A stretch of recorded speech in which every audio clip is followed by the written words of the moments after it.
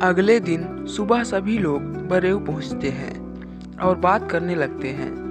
नैना की किडनैपिंग से शुरू हुआ यह केस भी अपने अंजाम पर ही था। आरोपी गिरफ्तार तो हुए, पर नैना की गवाही अभी भी बाकी थी।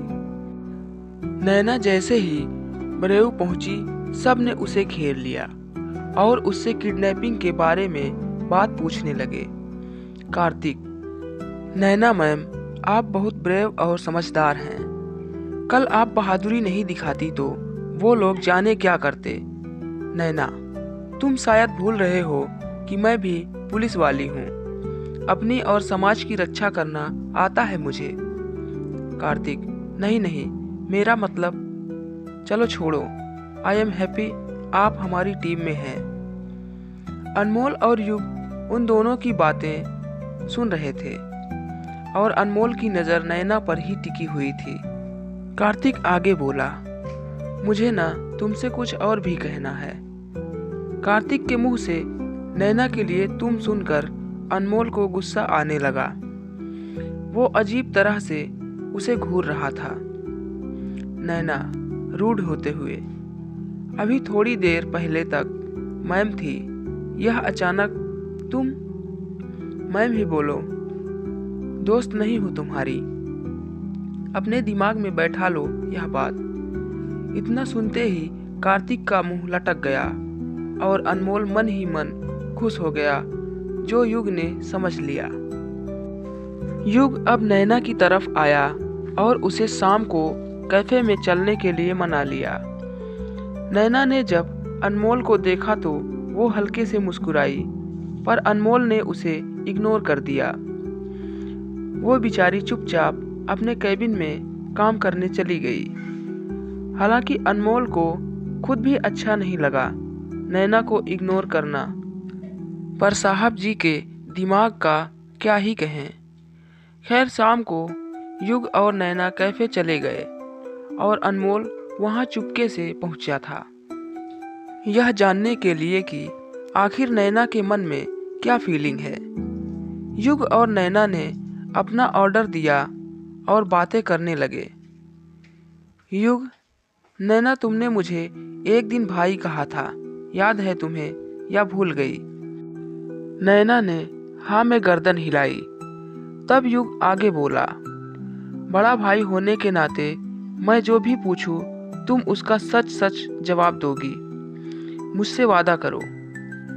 नैना बोली, युग सर, आप वादा नहीं भी लेते तब भी आपसे झूठ नहीं बोल सकती थी, और वैसे भी सर, झूठ मेरी डिक्शनरी में ही नहीं है।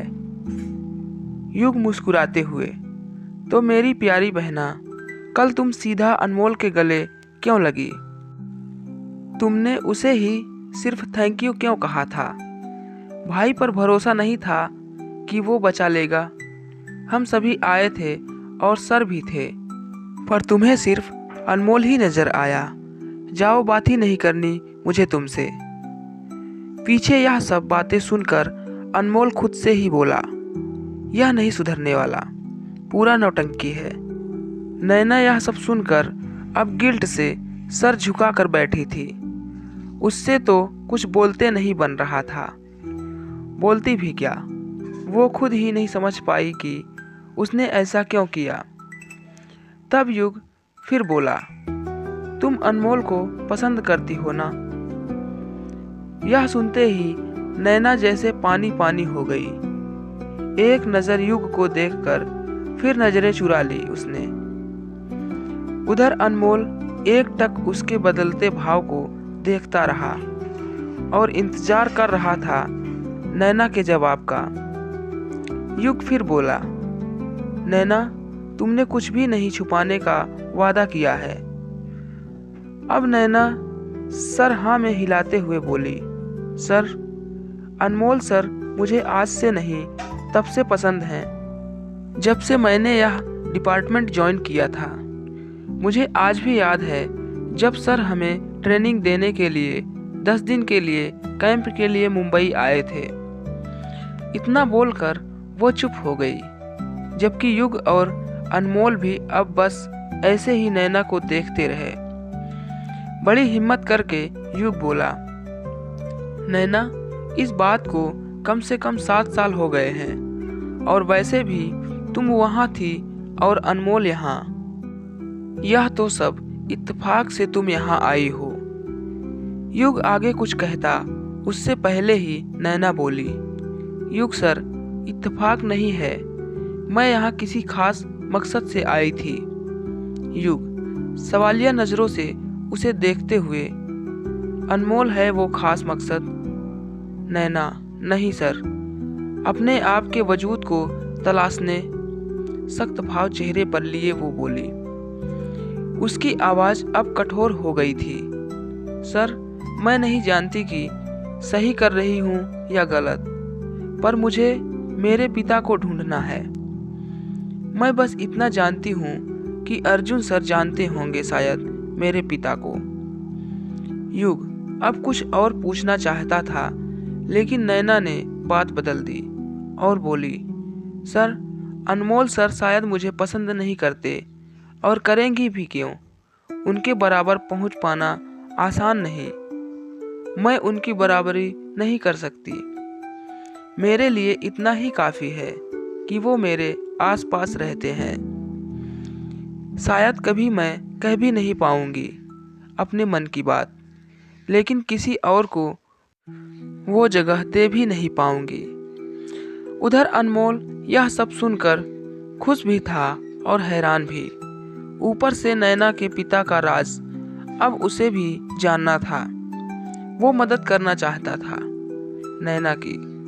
युग अब एकदम से बोला, नैना, अनमोल भी तुम्हें पसंद करता है। इतना सुनते ही नैना के भाव बदल गए और वो हैरान होकर युग को देखने लगी। युग, नैना, अनमोल को लगता था कि तुम और वो एक नहीं हो पाएंगे, क्योंकि तुम दोनों की उम्र का फासला समाज बर्दाश्त नहीं करेगा। नैना, युग सर, अनमोल सर को बुला लीजिए। युग, नैना, वो अनमोल, एक्चुअली युग इतना ही बोला कि नैना बोली, जानती हूँ, फिर भी कह दी अपने मन की बात, जो आपके दोस्त खुद से नहीं कह पा रहे। सर, क्या प्यार करना, किसी को चाहना इतना गलत है? आप जानते हैं उनकी बेरुखी पहले दिन से मेरे साथ दिखी मुझे। उतने में ही अनमोल वहाँ आया और बोला, बस नैना, प्लीज़ फॉरगिव मी। मैं अपनी गिल्ट में था कि तुम इतनी छोटी हो मुझसे, कैसे प्यार कर गया मैं तुमसे। मैंने भी तुम्हें अपने दिल में तभी बसा लिया था जब मुंबई में तुम्हें देखा था। मैं नहीं जानता था कि तुम भी मेरे लिए वही सब सोचती हो। युग अब चुटकी लेते हुए, ओह, तो यह है वो एंगल। दोस्तों, ये था कहानी का 10वां भाग। दोस्तों, हमारी ये कहानी आपको कैसी लगी हमें कमेंट करके आप लोग ज़रूर बताइएगा। दोस्तों, अगर वीडियो अच्छा लगा तो वीडियो को लाइक शेयर ज़रूर करें, और ऐसी ही मज़ेदार कहानियाँ सुनने के लिए हमारे चैनल को सब्सक्राइब ज़रूर करें। तो मिलते हैं एक और इंटरेस्टिंग कहानी के साथ, तब तक के लिए नमस्कार।